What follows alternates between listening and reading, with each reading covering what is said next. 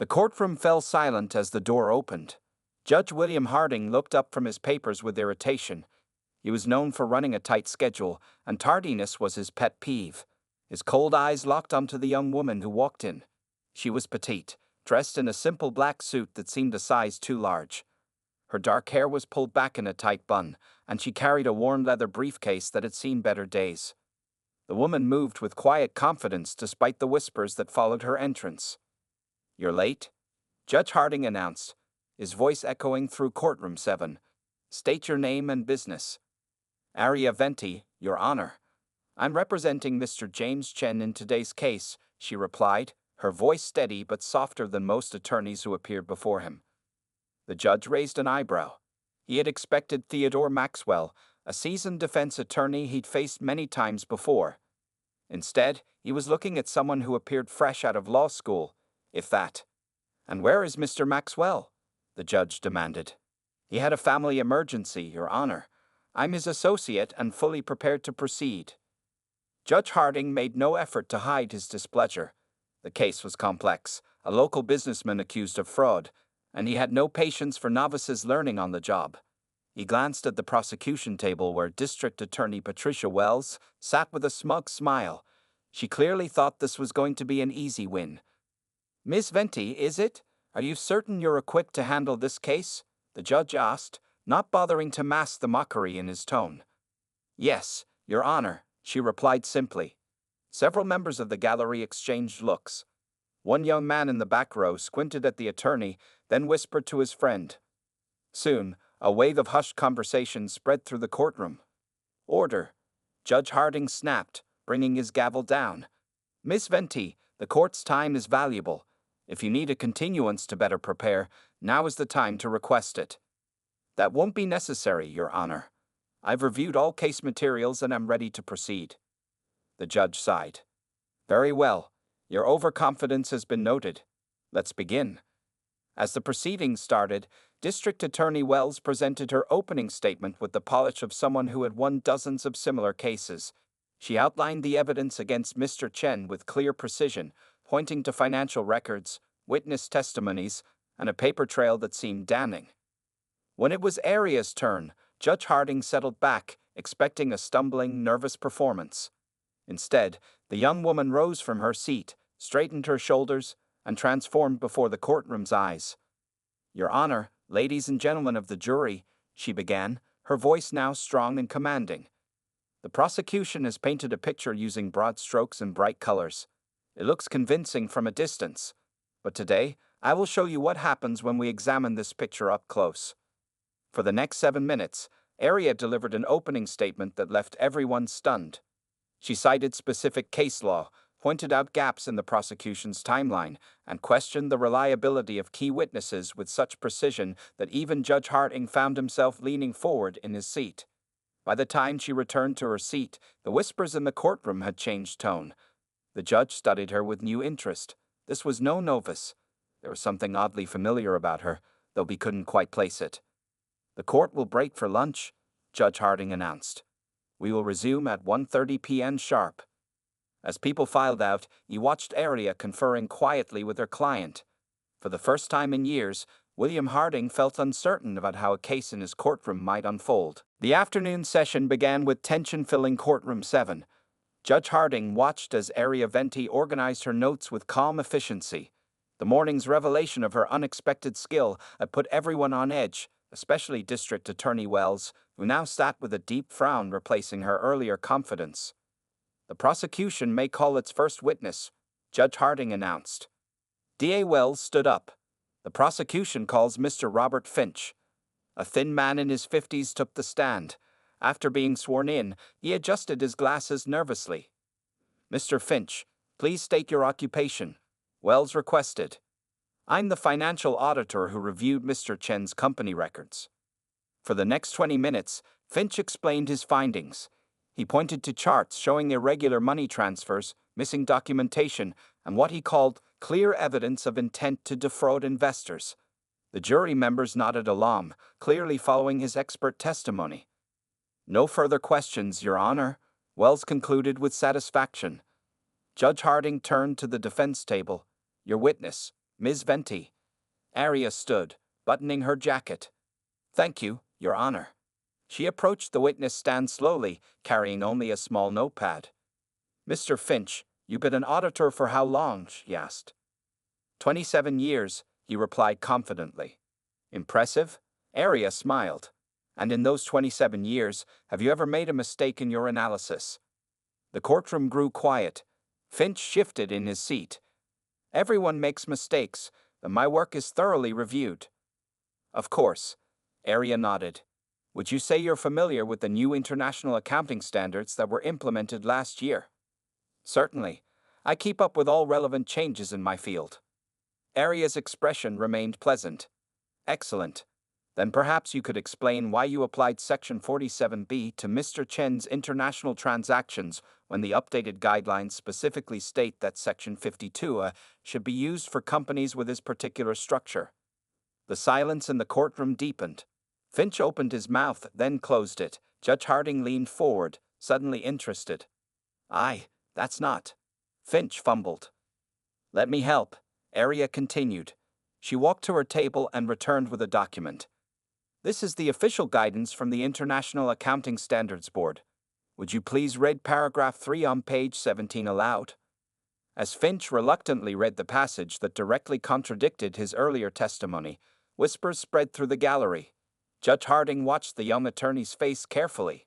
There was something strikingly familiar about her features when she concentrated. For the next 30 minutes, Aria methodically dismantled Finch's analysis. She never raised her voice or showed disrespect, but her questions revealed that he had misapplied standards, overlooked key documents, and ignored legitimate explanations for the transactions he had flagged as suspicious. One final question, Mr. Finch, Aria said. Did you analyze the supplementary records provided by Mr. Chen's accounting team? Those were submitted after my initial report was complete. Finch replied defensively. But before today's testimony, correct? Did you review them? I glanced at them. They didn't change my conclusion. Aria nodded thoughtfully. No further questions, Your Honor. Judge Harding was surprised to find himself impressed. Redirect, Ms. Wells? The district attorney stood quickly. Mr. Finch, regardless of which section number applies, did you or did you not find evidence of fraud? I did, Finch insisted. Thank you. Nothing further. As Wells sat down, Judge Harding noticed she looked less confident than before. He checked the time. We'll take a 15-minute recess, he announced. In the hallway outside, conversations buzzed about the mysterious defense attorney. A court reporter approached Judge Harding. Your Honor, do you know who she really is? The reporter asked quietly. Should I? The judge replied with irritation. People are saying she looks exactly like Ariana Grande, with different makeup and hair. Judge Harding scoffed. A pop star playing lawyer in my courtroom. Ridiculous. That woman is clearly a trained attorney. He walked away, but found himself wondering. The voice, the face. Could it possibly be true? He dismissed the thought.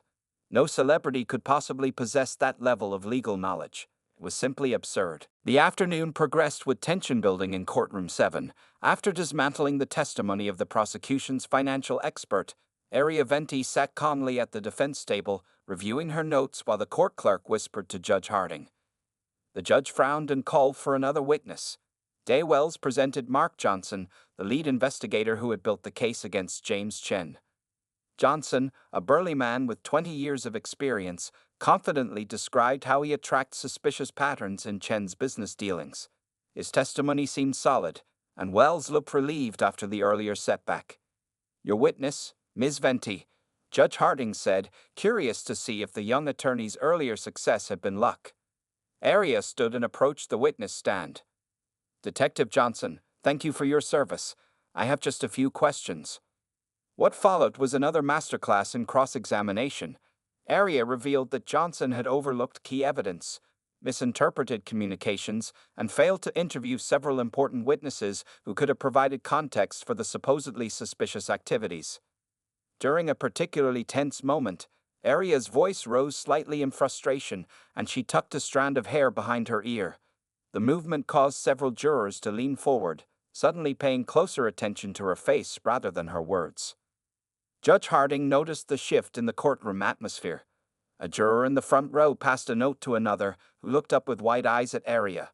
Soon, the entire jury box was exchanging glances and whispers. "Order in the court," Judge Harding demanded, bringing down his gavel. "Ms. Venti, please continue." Aria quickly regained her composure and returned to her questioning. By the time she finished, Detective Johnson's testimony had been severely undermined, and D.A. Wells appeared visibly frustrated. "The court will recess until tomorrow morning," Judge Harding announced at 4:30 p.m. As people began to file out, he added, "Ms. Venti and Ms. Wells, please approach the bench." The two attorneys stood before him, one confident, the other fuming. "Ms. Venti, there seems to be some distraction regarding your identity," the judge said carefully. "I need to ensure the integrity of these proceedings isn't compromised by speculation." Aria took a deep breath. "Your Honor, I understand. May I speak with you privately in your chambers? I believe that would be the most appropriate way to address this matter." Judge Harding nodded. "Ms. Wells, we'll see you tomorrow morning." The district attorney left reluctantly while Aria followed the judge to his chambers. Once inside, she carefully closed the door. "Your Honor, I want to be completely transparent with you," she began. "My legal name is Ariana Grande Butera. I've been practicing under Aria Venti for professional reasons." Judge Harding stared at her in disbelief. "You expect me to believe that you're the pop star, the one with all the hit songs and ponytails?" With steady hands, Aria removed several bobby pins from her tight bun, allowing her hair to fall naturally. She then took a small makeup wipe from her purse and removed the subtle contouring that had altered her facial structure. "Oh my God," Judge Harding whispered, sinking into his chair. "It is you." "Yes, Your Honor. But more importantly, I am also a licensed attorney who graduated from UCLA Law School 3 years ago," she explained, pulling her credentials from her briefcase. "I've been practicing quietly while maintaining my music career." Judge Harding examined her bar certification and law degree with amazement. "But why the disguise? And why this case?" he asked. "I don't want my identity to influence the outcome of my cases," she replied. "And I took Mr. Chen's case because I believe he's innocent. His community center helped me when I was young and struggling." The judge studied her face, seeing sincerity behind her words. "Ms. Grande, or do you prefer Ms. Venti in court?" "Venti is fine, Your Honor." "This is highly unusual," he said, "but not improper as long as you're qualified, which you clearly are." "I understand this creates complications," Aria acknowledged. "But I hope you'll allow me to continue representing my client without making my identity public knowledge." Judge Harding thought for a long moment. "I'll allow it, but the distraction is already happening. Can you handle that?" Aria smiled confidently. "Your Honor, I performed in front of 50,000 screaming fans. I can handle a distracted jury." For the first time since the trial began, Judge Harding laughed. "Very well, but this stays between us for now." As Aria left his chambers, Judge Harding shook his head in amazement. He had severely misjudged her, and he wouldn't make that mistake again. The next morning, Courtroom 7 was packed beyond capacity. Word had somehow leaked overnight that something unusual was happening in the Chen fraud case. Reporters filled the back row, and the court officer had to turn away dozens of curious onlookers. Judge Harding entered and surveyed the crowded room with displeasure. "This is a court of law, not a concert venue," he announced firmly. "Anyone disrupting these proceedings will be removed immediately." He nodded to Aria, who sat calmly at the defense table. She had arrived early, her hair once again pulled back severely, her makeup subtle but effective at downplaying her famous features. Yet despite her efforts, many eyes remained fixed on her, studying her face and movements. "Ms. Wells, call your next witness," Judge Harding instructed. The district attorney presented her star witness, Vanessa Liu, a former employee of Chen's company who claimed to have direct knowledge of his fraudulent activities.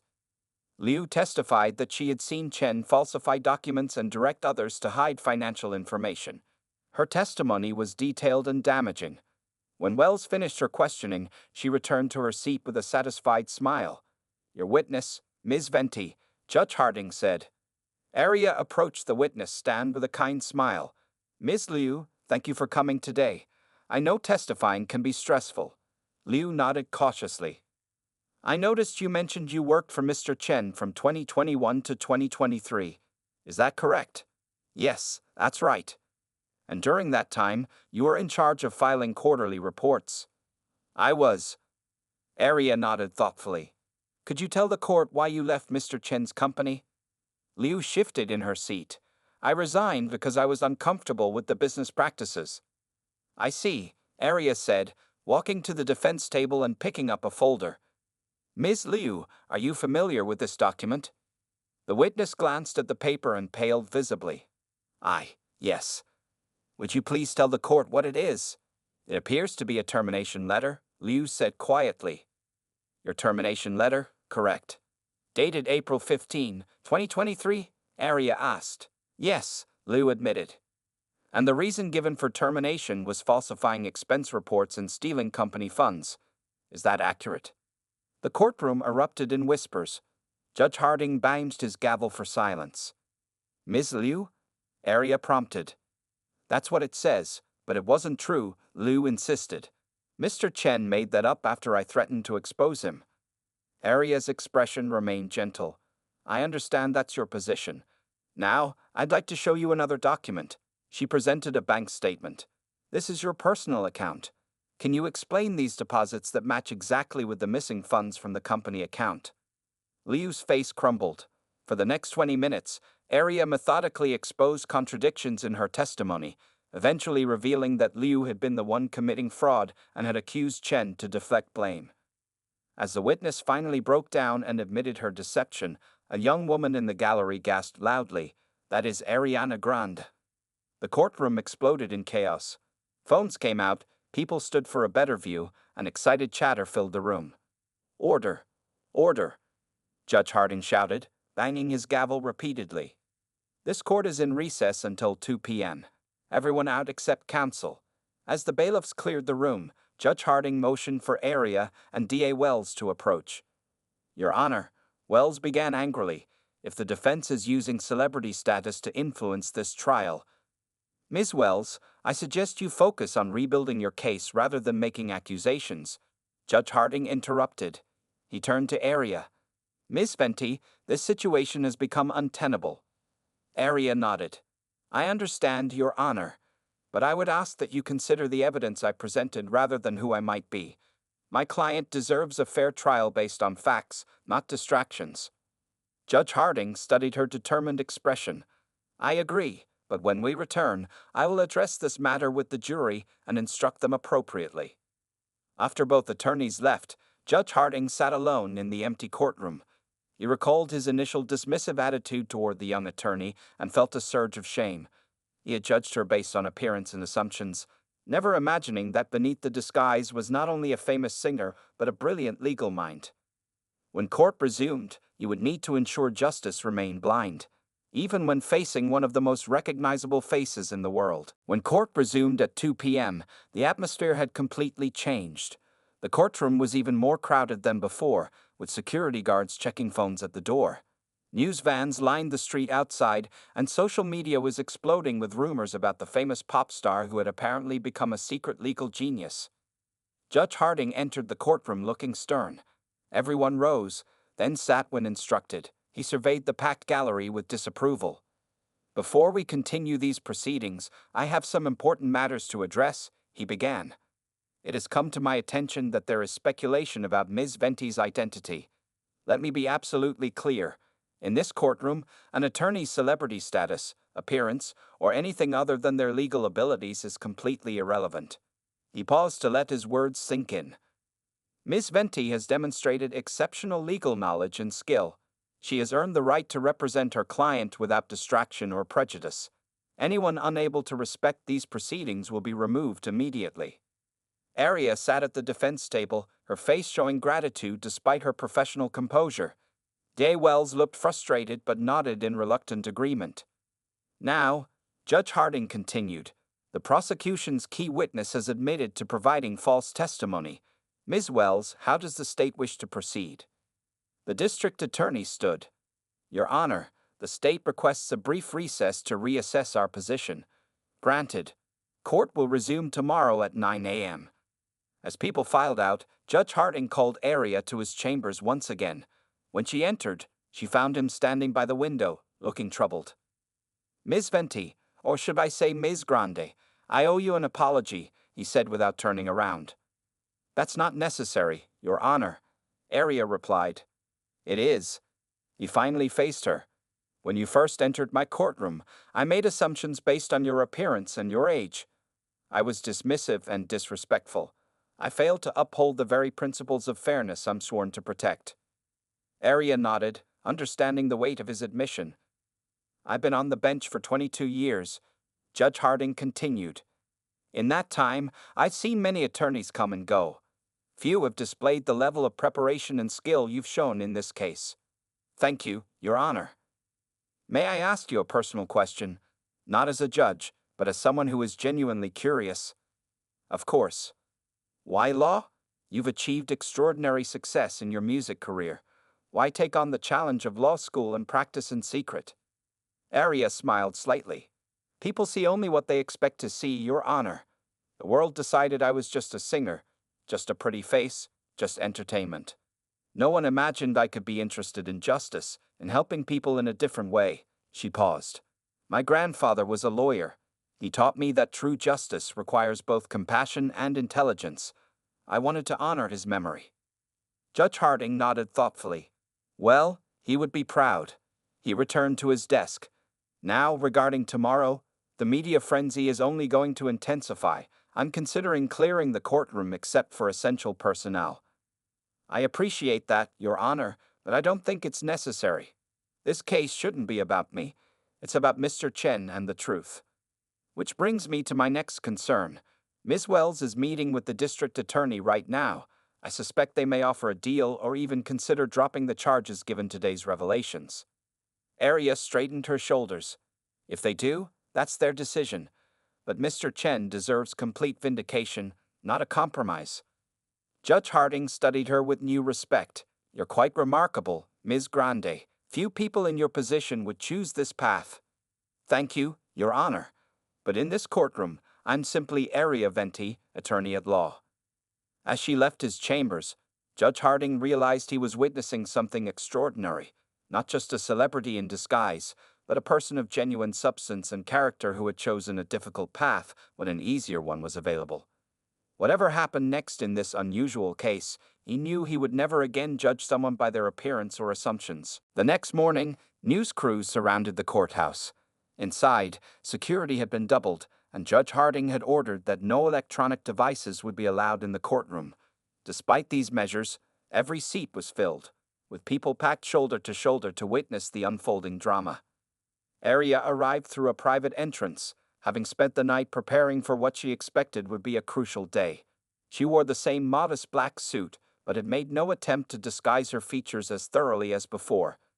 There seemed little point now that her identity was an open secret. When Judge Harding entered, the room fell silent. He took his seat and surveyed the courtroom with a serious expression. Before we continue, I want to remind everyone that this is a court of law, not a concert venue or entertainment show. The rules of proper decorum apply to everyone, regardless of who may be present. D.A. Wells stood as soon as the judge finished speaking. Your Honor, the prosecution requests permission to approach the bench. Granted. Defense counsel as well. Aria joined Wells before the judge. The three spoke in hushed tones that the gallery strained to hear. Your Honor, Wells began, after reviewing the evidence presented yesterday and conducting our own internal investigation overnight, the state has serious concerns about the integrity of our case. What kind of concerns, Ms. Wells? Judge Harding asked, though his expression suggested he already knew. It appears that Detective Johnson may have focused exclusively on evidence that supported Ms. Liu's claims while ignoring contradictory information. Additionally, we have discovered emails between Liu and Johnson that suggest possible, improper coordination. Aria remained silent, her face betraying no emotion though her eyes shone with intensity. Given these developments, Wells continued reluctantly, the state moves to dismiss all charges against Mr. Chen. Judge Harding turned to Aria. Ms. Venti, your response. The defense welcomes the dismissal, Your Honor, but requests that it be with prejudice to prevent any attempt to refile these baseless charges in the future. Additionally, given the evidence of possible misconduct, we ask that the court order an independent investigation into Detective Johnson's handling of this case. Wells started to object, then stopped herself and nodded in resignation. Very well, Judge Harding said. We will return to open court. Once everyone was seated again, Judge Harding announced, the prosecution has moved to dismiss all charges against Mr. James Chen. This motion is granted with prejudice, meaning these charges cannot be refiled. Mr. Chen, you are free to go. The gallery erupted in applause and cheers. James Chen, who had sat quietly throughout the proceedings, broke down in tears of relief. He turned to embrace Aria, who smiled warmly at her client. Judge Harding continued after restoring order. Furthermore, this court is referring Detective Mark Johnson's conduct in this investigation to the Internal Affairs Division. Ms. Liu's admitted perjury will be referred to the District Attorney's Office for potential prosecution. He then looked directly at Aria. Ms. Venti, this court commends your exceptional advocacy and preparation. You have demonstrated the highest standards of our profession. As the courtroom began to empty, reporters rushed to the doors, eager to file their stories about the sensational conclusion and the star attorney who had orchestrated it all. In the momentary privacy of the mostly empty courtroom, Judge Harding approached Aria and Mr. Chen. Mr. Chen, you are fortunate to have such excellent representation, he said sincerely. I know, Chen replied, still emotional. When everyone else refused to take my case, she believed in me. It was the right thing to do, Aria said simply. Judge Harding extended his hand to her. Counselor, whatever else you may be famous for, today you've earned respect in a different arena entirely. I hope this isn't the last time you appear in my courtroom. Aria shook his hand firmly. Thank you, Your Honor. It won't be. The steps of the courthouse teemed with reporters and photographers. Camera flashes created a strobe-like effect as Aria and James Chen emerged through the heavy wooden doors. Security guards formed a protective barrier around them, but the press shouted questions from every direction. Ms. Grande, when did you become a lawyer? Are you giving up music for law? Mr. Chen, how does it feel to be defended by a pop star? Aria raised her hand, and surprisingly, the crowd quieted. She had commanded audiences of thousands. A few dozen reporters were nothing in comparison. I'll make a brief statement, she said clearly. Mr. Chen has been fully exonerated of all charges. The evidence showed not only his innocence but revealed serious misconduct by the prosecution's witnesses. Justice was served today. A reporter pushed forward. But why did you hide your identity? Was this a publicity stunt? Aria's expression remained professional but firm. I have been practicing law quietly for 3 years. I chose not to publicize this part of my career because I wanted to be judged on my legal abilities, not my name recognition. Today proves why that was necessary. She gestured to Chen. Mr. Chen's community center gave me my first music lessons when I was 14 years old. When he needed help, I couldn't turn my back on him. That's all I have to say today. As they moved toward a waiting car, another reporter called out, Judge Harding was caught on microphone mocking you before he knew who you were. Any comment? Aria paused. Judge Harding is an excellent jurist who evaluates cases based on facts and law. Any initial impressions he may have had were quickly set aside when evidence was presented. That's how our justice system should work. The black SUV pulled away from the curb, leaving the media frenzy behind. Inside, Chen finally relaxed, his shoulders slumping as tension left his body. I still can't believe it's over, he said. 3 years of fighting these false accusations, my reputation, my life's work. Everything was at stake. Aria smiled.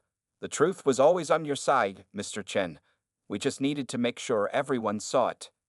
But you risked your own privacy, your career secret. For me. Some things are worth the sacrifice, she replied. Your community center hasn't just helped me. It's helped thousands of kids who couldn't afford music lessons or after-school programs. That matters more than my privacy. Chen shook his head in amazement. When you walked into my office 6 months ago and said you wanted to represent me, I thought it was a joke. I mean, you're, just a pop star? Aria raised an eyebrow. Chen looked embarrassed. I'm sorry, I made the same mistake Judge Harding did. Most people do, she said without bitterness. We all make assumptions based on what we see on the surface. Even judges and attorneys aren't immune to that. The car pulled up to Chen's community center, where a crowd of children and parents had gathered with handmade signs thanking Area and celebrating Chen's freedom.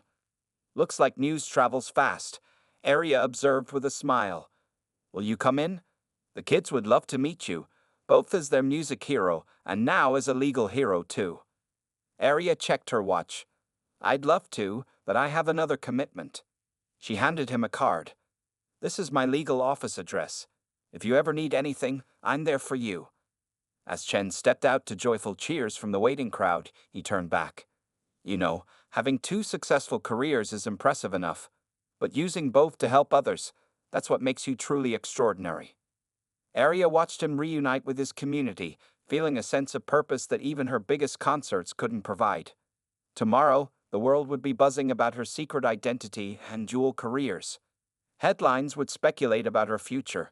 But tonight, she had another case to prepare for, another client who needed her legal mind more than her famous name. 3 months after the Chen case, Judge William Harding sat in his office reviewing court files.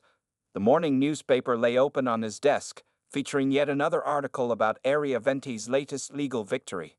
He smiled, recalling how drastically his opinion of her had changed. A knock at his door interrupted his thoughts. Come in, he called. His clerk entered with an envelope. This was just delivered for you, Judge. Hand-delivered, actually. Judge Harding opened it and found an elegant invitation. It was for the grand reopening of Chen's Community Center, now renamed the Venti Center for Arts and Education. A handwritten note was attached. Your presence would mean a great deal to everyone involved. Area. Later that evening, Judge Harding arrived at the center. The building had been completely renovated. Children and parents filled the main hall, along with local officials and community leaders. In one corner, he spotted James Chen speaking animatedly with donors. Judge Harding, thank you for coming. He turned to find Area standing beside him. She looked different tonight. More like the celebrity the world knew, wearing an elegant but simple dress, her hair down in loose waves. I wouldn't have missed it, he replied. This is quite a transformation from the community center I read about in the case files. Area nodded. After the trial, donations poured in. People wanted to support Mr. Chen once they learned the truth. And I assume you contributed as well? He asked knowingly. She smiled. Let's just say the music studio and legal aid clinic upstairs had a particularly generous donor. Judge Harding looked around at the children practicing on new instruments, the walls covered with artwork, and the parents watching with pride. You know, he said thoughtfully, in 22 years on the bench, I've seen many attorneys fight for their clients, but few follow through like this after the case ends. This was never just a case for me, Area explained. This place gave me my start when no one believed in me. She paused. Not unlike someone else who didn't believe in me at first. The judge chuckled. I deserved that, but in my defense, you went to extraordinary lengths to hide your abilities. With good reason, she replied. Tell me honestly, if I had walked into your courtroom as Ariana Grande, would you have taken me seriously from the beginning? He considered this. Probably not. And that's my failing, not yours. A young girl approached them shyly, holding a violin case. Miss Venti, I'm playing in the recital tonight. Would you? Would you wish me luck? Area knelt down to the child's level. What's your name? Sophia. Sophia, you don't need luck. You need confidence. Remember what we practiced. Take a deep breath before you start, and play from your heart. I'll be right there in the front row. The girl beamed and ran off to join the other children preparing to perform. You teach here too? Judge Harding asked, surprised. Once a week, Area confirmed. Law and music fill different parts of my soul. I need both. The lights dimmed, signaling the start of the children's recital. As they took their seats, Judge Harding leaned over and whispered, I have a question that's been bothering me for months. Yes. How did you manage law school while touring and recording? It seems impossible. Area smiled. I studied on planes, backstage, in hotel rooms. I took online classes when possible and arranged special exam times. I slept very little for 3 years. But why go through all that? She watched as Sophia took her place on stage, violin poised. Because people will always try to put you in a box. Famous singer, pretty face, whatever, but we all have the right to be more than one thing. As the first notes of the children's concert filled the room, Judge William Harding understood that the greatest lesson from the Chen case had nothing to do with law. It was about looking beyond appearances and never assuming you know someone's full story. And as he glanced at the extraordinary woman beside him, pop star, attorney, teacher, philanthropist, he realized some people's stories were only just beginning.